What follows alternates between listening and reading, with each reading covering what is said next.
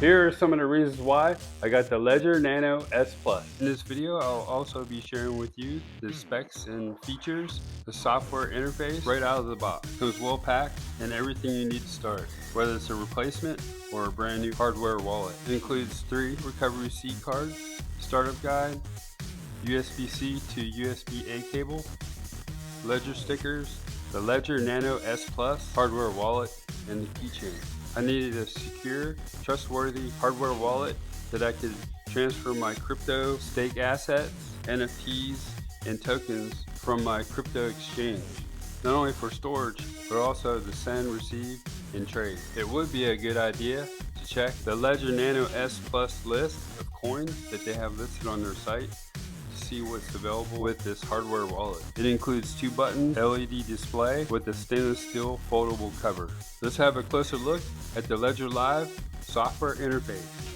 If you find this video resonates with you, please like, comment, subscribe, or follow. Compatible with Mac OS, Windows, and Android.